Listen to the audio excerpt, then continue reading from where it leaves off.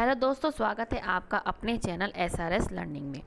आज हम आज हम 8th क्लास के साइंस में सेकंड चैप्टर जो हमारा माइक्रो ऑर्गेनिज्म और माइक्रो ऑर्गेनिज्म फ्रेंड एंड फोए हैं, उसके हम तो कुछ जो है मल्टीपल चॉइस क्वेश्चन लाए हैं, MCQ लाए हैं, जिसमें आज हम क्वेश्चन के साथ साथ हम जो एक एक क्वेश्चन को डिस्कस करेंगे, उसके आंसर डिस्कस करेंगे और दूसरे जो उसके ऑप्शन हैं वो भी डिस्कस करने की पूरी कोशिश करेंगे। और ये मल्टीपल चॉइस क्वेश्चन आपके लिए बहुत ज़रूरी हैं, क्योंकि आगे के जो आपके जो तैयारी है उसमें क्या है, आपके मल्टीपल चॉइस क्वेश्चन ही आते हैं। 9th में भी आते हैं और आपके 10th में तो आपके आते ही। और आप जो कोई भी कंपटीशन देते हैं, आप 8th क्लास का भी कंपटीशन देते हैं, ओलंपियाड देते हैं, उसमें भी क्या है आपकी ये बहुत मदद करेगा। तो हम क्या है अपना जो MCQ क्वेश्चन है उसको स्टार्ट करते हैं। सबसे पहले हमारा क्वेश्चन जो है क्वेश्चन नंबर फर्स्ट, ये सही कर लें। क्वेश्चन नंबर फर्स्ट जो है, name the living organisms which we can not seen by naked eye, के मतलब वो ऑर्गेनिज्म माइक्रो कौन है जिसको हम नेक्ड आंखों से मतलब नंगी आंखों से नहीं देख सकते हैं, वो क्या है हमारा माइक्रो ऑर्गेनिज्म। हमारा आंसर क्या हो जाएगा, माइक्रो ऑर्गेनिज्म जो है जिसको हम जो है नेक्ड आई से नहीं देख सकते। इसको देखने के लिए हमें माइक्रोस्कोप की ज़रूरत होती है, जिसको हम सूक्ष्मदर्शी बोलते हैं। हम जो माइक्रो ऑर्गेनिज्म हैं इसको हम माइक्रोस्कोप की सहायता के साथ हम देख सकते हैं, जिसको हम सूक्ष्मदर्शी बोलते हैं। ठीक है ना, तो इसका आंसर हमारा क्या हो जाएगा, माइक्रो ऑर्गेनिज्म। अब बात रही कि हमारी जो फर्मेंटेशन क्या होती है, तो फर्मेंटेशन क्या है, fermentation is a process in which, ये जो प्रोसेस है जिसमें शुगर जो है अल्कोहल में चेंज होती है। जो फर्मेंटेशन है ये प्रोसेस है कन्वर्जन की, किसकी, ये शुगर को अल्कोहल में कन्वर्ट करती है। और फर्मेंटेशन को जिसने डिस्कवर किया था वो है लुईस पास्चर। हमारे साइंटिस्ट जो हैं लुईस पास्चर, इन्होंने क्या है फर्मेंटेशन को डिस्कवर किया था। और अब आप ये जो हमारे पार्टिकल्स वो तो आप जानते ही हैं कि मैटर का एक छोटा सा पोर्शन होता है, और मॉलिक्यूल्स क्या है, ग्रुप ऑफ एटम्स हैं जो एक साथ बनते हैं, bonded together, group of atoms bonded together. ठीक है ना, तो हमने क्या है, हमने सारे ऑप्शन जो है डिस्कस कर लिए। हमारा आंसर क्या है इसमें, माइक्रो ऑर्गेनिज्म। अब हम बढ़ते हैं दूसरे क्वेश्चन की तरफ। Vaccines are made up of, कि जो वैक्सीन्स हैं वो किसकी बनी होती है, केमिकल्स की, वीक माइक्रो ऑर्गेनिज्म की, वायरस की या ड्रग्स की। तो हमारा आंसर क्या है इसमें, हमारा आंसर है वीक माइक्रो ऑर्गेनिज्म की। जो हमारी वैक्सीन्स हैं क्या है, वीक माइक्रो ऑर्गेनिज्म की बनी होती है। वैक्सीन क्या है, इसमें हमें वैक्सीनेशन जिसे बोलते हैं, जैसे आपको ये नॉर्मल लैंग्वेज में टीका बोलते हैं, जिसमें इसमें क्या है, ये क्या होता है कि इसमें हमें वीक माइक्रो ऑर्गेनिज्म जो भी कोई हमें, जैसे आप पोलियो वायरस, आप पोलियो की वैक्सीनेशन करवाते हैं, उसमें क्या है आपके कुछ जो हैं पोलियो के जो वायरस होते हैं उसको डेड या वीकेंड, मतलब उसकी बहुत ही कम मात्रा में क्या है आपके शरीर में क्या ओरली आपको दिया जाता है, उसको बोलते हैं वैक्सीनेशन। और ये हमारे लिए बहुत ही ज़रूरी है, ये हमको बीमारियों से बचाती है। ठीक है ना, तो हमारा इसका आंसर क्या होगा, vaccinations are made up of weak micro organisms. अब हम बढ़ते हैं नेक्स्ट क्वेश्चन पे, क्या है, the bacteria present in curd, कि जो कर्ड है हमारी जो दही है उसमें कौन सा बैक्टीरिया प्रेजेंट होता है।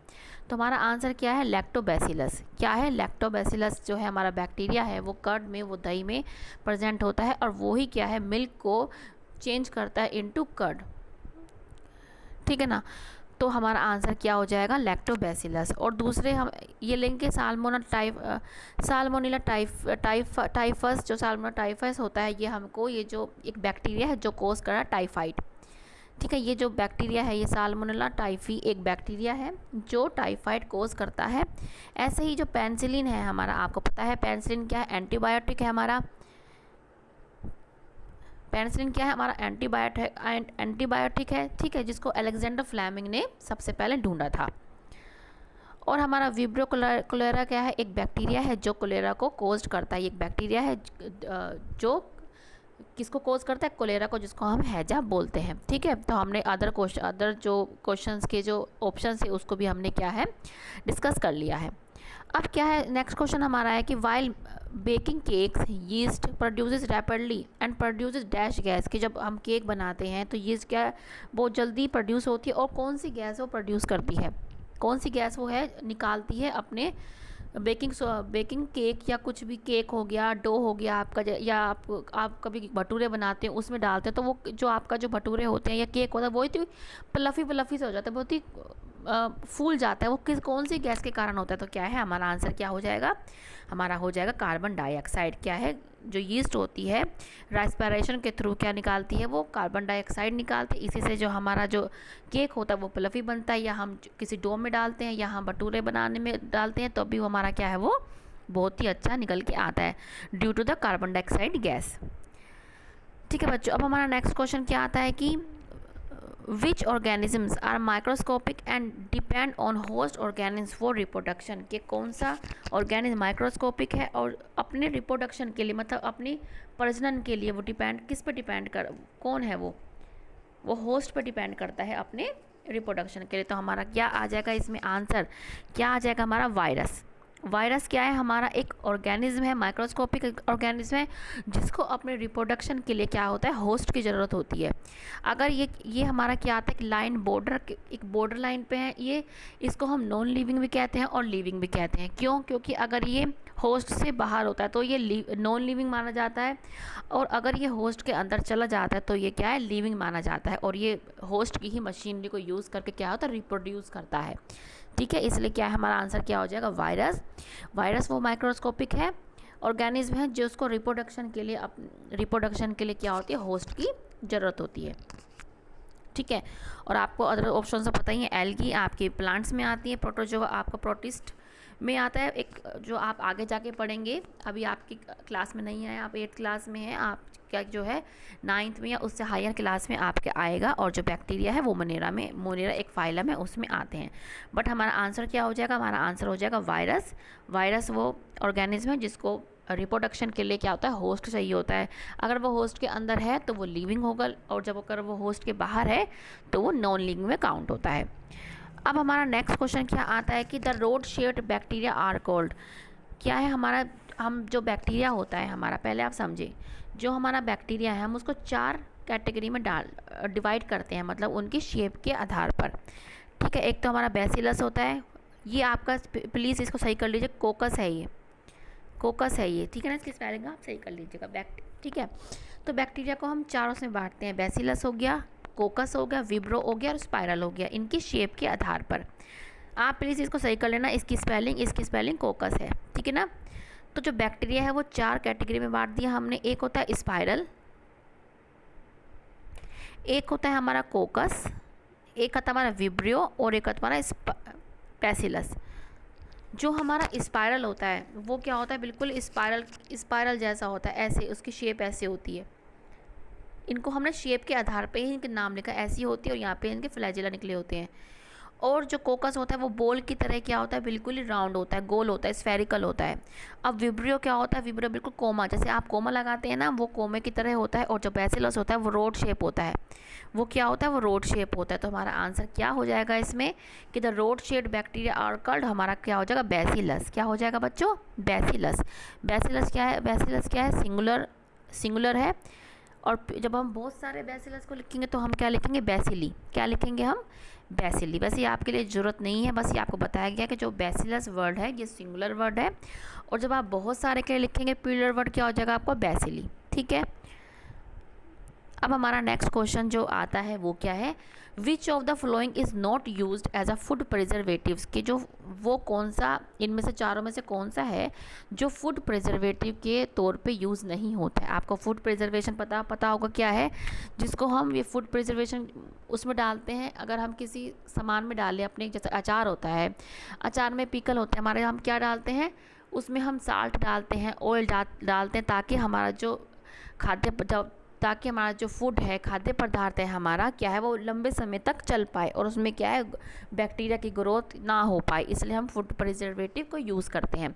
तो उन्होंने पूछा कि इनमें से कौन सा फूड प्रिजर्वेटिव नहीं है, तो इसमें से कौन सा नहीं है, इसमें से मीथेन नहीं है। मीथेन क्या होती है, गैस होती है जिसका फॉर्मूला CH4 होता है। और हमारे क्या है, ये साल्ट हो गया, शुगर हो गई, और ये जो हमारे विनेगार होते हैं क्या होते हैं, used as a food preservative. जो साल्ट होता है इसमें हम पिकल में यूज़ करते हैं, हम जो अचार डालते हैं उसमें डालते हैं, हम मीट बनाते हैं तो उसमें नमक से उसको रैप कर देते हैं। शुगर जैसे हम जैम बनाते हैं, जैम में डाल देते हैं। और विनेगार भी हमारा अचार में भी यूज़ होता है, या कोई हम चटनी बनाते हैं उसमें भी हम डाल देते हैं। फूड प्रिजर्वेटिव मतलब क्या होता है कि हम अपने जो सामान को है बहुत दिनों तक चला पाएंगे। क्या करते हैं, ये बैक्टीरिया की ग्रोथ को जो होता है क्या करता है, किल कर देता है या प्रिवेंट कर देता है, रोक देता है। इसलिए हम फूड प्रिजर्वेटिव को यूज़ करते हैं। तो हमारा आंसर क्या हो जाएगा, मीथेन है, जो फूड प्रिजर्वेटिव हमारा नहीं है। अब हमारा है नेक्स्ट क्वेश्चन। नेक्स्ट क्वेश्चन क्या है हमारा, कि the process by which amount of nitrogen remains the same in the atmosphere is known as, कि वो कौन सी प्रोसेस है जिसमें नाइट्रोजन की जो हमारी अमाउंट है वो मतलब कांस्टेंट रहती है, मतलब सेम रहती है। तो वो कौन सी है, नाइट्रोजन साइकिल। क्या है हमारी नाइट्रोजन साइकिल, आपने पढ़ा होगा नाइट्रोजन साइकिल क्या है। नाइट्रोजन साइकिल में क्या होता है, मैं थोड़ा थोड़ा बता देती हूँ। नाइट्रोजन साइकिल में क्या होता है, हमारा एटमॉस्फेरिक नाइट्रोजन होता है, लेकिन जो हमारे प्लांट्स हैं वो नाइट्रोजन को एज अ एटमॉस्फेरिक नाइट्रोजन जो होता है उसमें वो एक्सेप्ट नहीं करते, ठीक है ना। तो जो हमारा जो एटमॉस्फेरिक नाइट्रोजन होता है वो क्या होता है, नाइट्रोजिनियस कंपाउंड में क्या वो कन्वर्टेड होता है bye the help of bacteria, जिसको आप राइजोबियम बैक्टीरिया के थ्रू या लाइटनिंग के थ्रू, जो आपकी लाइट होती है, बिजली होती है, तो इनके द्वारा क्या होता है, जो हमारे एटमॉस्फेयर में नाइट्रोजन है वो कन्वर्ट हो जाता है किसमें, नाइट्रोजनस कंपाउंड में, ठीक है ना। अब ये चेंज हो गया तो वहाँ से क्या है, जो प्लांट्स होते हैं वो रूट्स के थ्रू इन नाइट्रोजनस कंपाउंड को ले लेते हैं, और जब इन्हीं प्लांट्स को जब एनिमल्स खाते हैं तो क्या है, वही उनके पास भी क्या आ जाता है, नाइट्रोजन आ जाता है।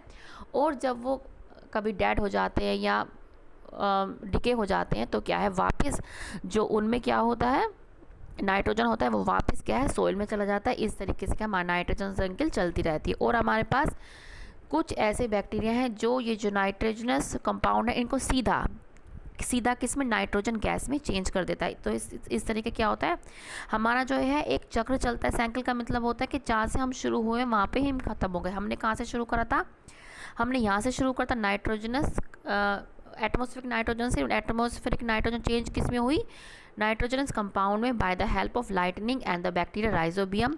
और ये जो हमारी जो नाइट्रोजनस कंपाउंड थे हमारे, वो किसने यूज़ कर लिए, ये चले गए प्लांट में by the help of roots, and then ये जो प्लांट्स थे इनको खा लिया एनिमल्स ने। और जब बाद में इनके एनिमल्स और प्लांट जब डिके हो गए तो उनमें से जो क्या थे, हमारे नाइट्रोजन थे, वो वापस सोइल में चले गए, और ठीक है। और वहाँ से कुछ बैक्टीरिया जो होते हैं इस नाइट्रोजनियस कंपाउंड को सीधा क्या होता है, नाइट्रोजन गैस में कन्वर्ट कर देते। तो इस तरीके से हमारा जो है बैलेंस, जैसे जो क्वेश्चन है हमारा कि बैलेंस कैसे होता है, तो हमारा इस तरीके से हमारा क्या है, नाइट्रोजन का बैलेंस जो है हमारा बना रहता है, ठीक है बच्चों। तो हम आगे चलते हैं। फर्मेंटेशन आपको बता ही दिया क्या होता है, ठीक है। फोटोसिंथेसिस आपको पता ही है, इसमें क्या है, इसमें जो प्लांट्स है अपना जो है भोजन, अपना जो है फूड को तैयार करते हैं with the help of carbon dioxide, ठीक है ना, water, minerals and the sunlight.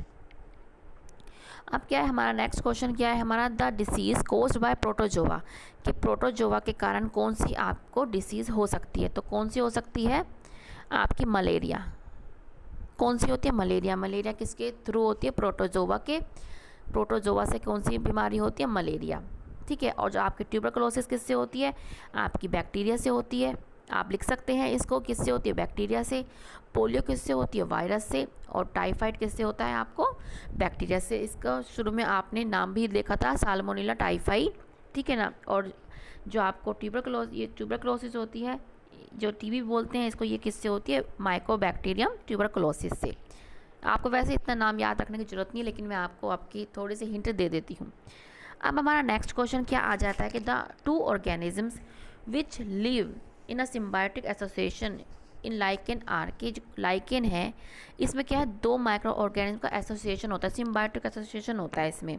ये कौन कौन से हैं, तो हमारा आंसर क्या हो जाएगा, हमारा आंसर हो जाएगा एल्गी और फंजाई। क्या हो जाएगा, एल्गी और फंजाई। सिम्बायोटिक एसोसिएशन मतलब होता है कि इसमें म्यूचुअल रिलेशनशिप होता है, इसमें दोनों को फ़ायदा होता है। जैसे हमारा आंसर क्या है, इसमें हमारा एल्गी और फंजाई है, ठीक है। इसमें ना इस एसोसिएशन में मतलब इस बॉन्ड में एल्गी को भी फ़ायदा हो रहा है और हमारी फंजाई को भी फ़ायदा हो रहा है, ठीक है ना। तो ये क्या है, म्यूचुअल रिलेशनशिप है, इसमें दोनों को फ़ायदा हो रहा है, एल्गी को भी और फंजाई को भी। आप बताएंगे कैसे, अब समझो कैसे। एल्गी क्या है, एल्गी फूड बनाती है। एल्गी क्या है, फोटोसिंथेटिक है, ये अपना खाना बना सकती है।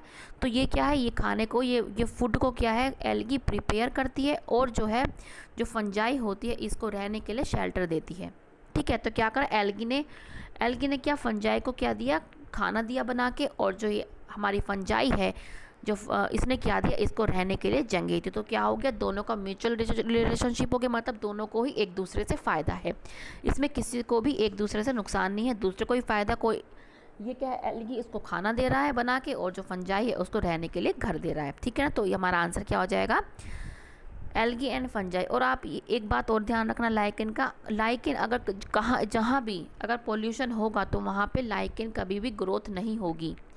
ठीक है, जहाँ पे पोल्यूशन होगा वहाँ पे जो है लाइकेन की कभी भी ग्रोथ नहीं होगी। तो इसको as a indicator of pollution भी इसको देखा जाता है कि जहाँ पे अगर कहीं पे हमने लाइकेन देखी तो हम समझ जाएंगे कि यहाँ पे पोल्यूशन नहीं है, और अगर हम लाइकेन नहीं देख रहे हैं तो हम समझ जाएंगे कि यहाँ पे बहुत पोल्यूशन हो रहा है। ठीक है, तो इसका आंसर हमारा क्या हो जाएगा, फंगस और एल्गी, इसको हम फंजाई भी बोलते हैं। नेक्स्ट क्वेश्चन क्या है हमारा, कि the disease caused by protozoa and spread bye an insect, ये आपका ऊपर भी आया है। ठीक है, तो कि कौन सी डिसीज़ प्रोटोजोआ की होती प्रोटोजोआ से, लेकिन जो इसको स्प्रेड करता है वो क्या करता है, इंसेक्ट करता है। तो आपका आंसर क्या है, मलेरिया। जो मलेरिया होता है वो प्रोटोजोआ के कारण होता है, लेकिन जो उसको स्प्रेड करता है वो कौन करता है, इंसेक्ट जो बाइट करता है। ठीक है ना, वो कौन करता है, इंसेक्ट करता है। तो वो कौन सा आपका कौन सा डिसीज़ है, वो मलेरिया है। ठीक है, और आपकी जो डेंगू है, पोलियो है, मिसिल्स है, ये सब किससे होते हैं, वायरस से होते हैं ये आपके। नेक्स्ट क्वेश्चन क्या है हमारा, हम कि पहेली wants to know the known benefit about the micro organism. अब हमारे ये 3 ऑप्शन दे रखे हैं। चौथा क्या है, नन ऑफ द अबव। अब हमें 3 ऑप्शन दे रखे हैं, इसमें जो माइक्रो ऑर्गेनिज्म का फ़ायदा नहीं है, जो मतलब बेनिफिट नहीं करते हैं माइक्रो ऑर्गेनिज्म, वो वाला हमको चुनना है।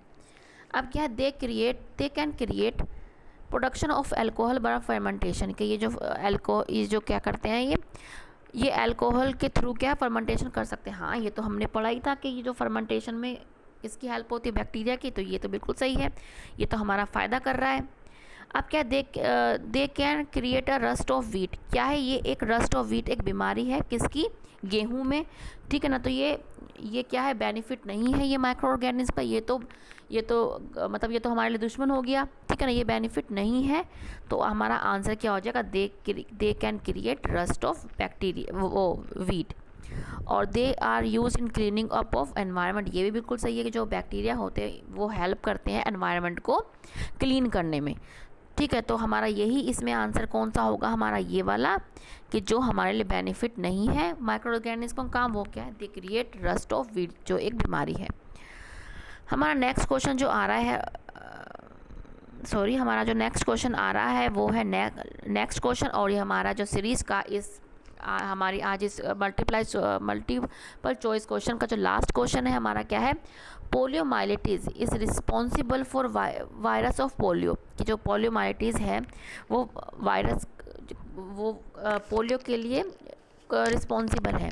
तो हु डिस्कवर्ड पोलियो वायरस, यहाँ वैक्सीन आएगा बेटा, यहाँ पे वैक्सीन है यहाँ पे, कि पोलियो वैक्सीन को है किसने डिस्कवर किया था, हमारे जॉन्स साल्क, इनका पूरा नाम क्या है, जॉन्स एडवर्ड साल्क, क्या है, जोनस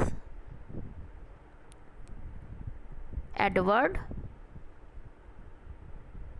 साल्क, इनका पूरा नाम आप लिख सकते हैं, क्या है, कि जॉन्स एडवर्ड साल्क जो है इन्होंने क्या है, पोलियो वैक्सीन डिस्कवर्ड करी थी। ठीक है, और लुईस पॉस्चर। अब हम दूसरे ऑप्शन को देखते हैं एक बार बेटा, यहाँ पे इसको सही कर देना, ये वैक्सीन है। लुईस पॉस्चर क्या है, इन्होंने क्या है, फर्मेंटेशन को डिस्कवर किया था इन द सन ऑफ 1857 में इन्होंने।